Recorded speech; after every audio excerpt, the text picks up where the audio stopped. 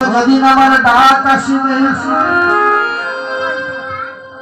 যেদিন এই দেহ থেকে প্রাণ পাখি বের হয়ে চলে যাবে, ও দয়াল তুমি সেদিন আমায় কাঙ্গাল জেনে শ্রীচরণ তরণী দিয়া এই ভব সিন্ধু থেকে আমায় পার করে দিও। হরি বল, হরি বল। ও দয়াল যতই ভাই বলো আর বন্ধু বলো, স্ত্রী বলো আর পুত্র বলো, আত্মীয় স্বজন যাই বলো, কেউ কিন্তু শেষের দিনে বন্ধু হবে না। যেদিন তোমার প্রাণ পাখি চলে যাবে, যেদিন তোমার আত্মীয় স্বজন সবাই মিলে তোমাকে নিয়ে যাবে নদীর কূলে,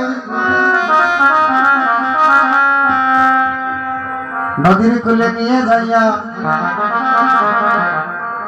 এই সুন্দর দেহ কানা জ্বালিয়ে ছাই করে দেবে।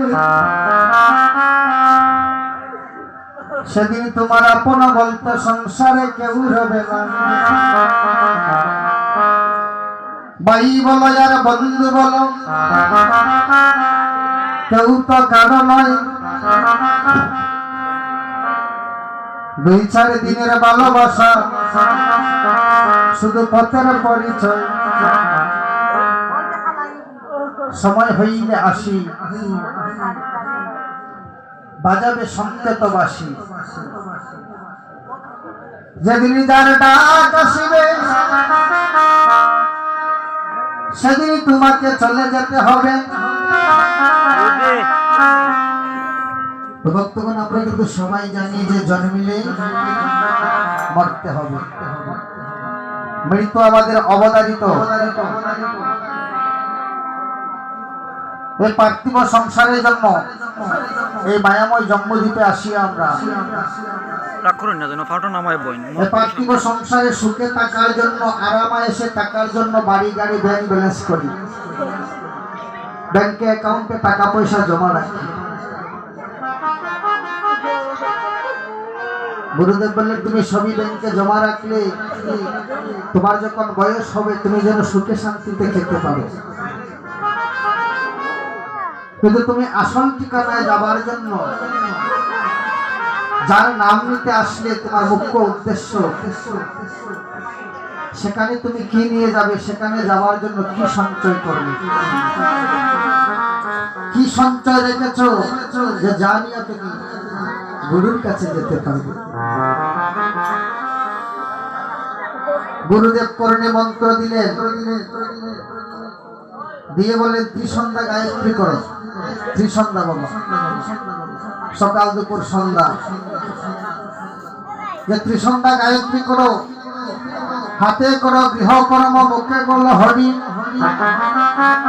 আর অনাহাসে দিয়ে যাবে ভব নদী পারি। অনাহাসে ভব নদী পাড়ি দিয়ে যেতে পারি। এই যে গুরুর নাম, আমরা কিন্তু আসার বেলা গুরুর কাছে কথা দিয়ে এসেছি না বাবা, যে ওইখানে গিয়া মায়াময় জম্বুদ্বীপ, যেখানে গেলে মায়ায় গ্রাস করে। ও দয়াল, ওই দেশে যাইয়া দয়াল তোমাকে কিছু না দিয়া আমি খাব না। ও গুরু গো, তোমার নাম না নিয়ে কোনো কার্য করব না। কিন্তু যখন আমরা জন্ম নিলাম, এই মায়ায় যখন আমাদেরকে গ্রাস করলো, এই মায়ায় পড়ে গুরুর কথা ভুলে গেলাম। যেদিন মাতৃগর্ভে সপ্তম মাসের অষ্টম দিবসে দয়াল গুরুদেবে বান্ডে এসে দেখা দিলেন কেমন হবে, শঙ্খ চক্র গদাপদ্ম রূপে। নারায়ণ দাঁড়িয়ে বললেন বৎস যাও, তোমার যাবার সময় হয়েছে। বৎস ডেকে ডেকে বলছে দয়াল, যার চরণ ভজন করার জন্য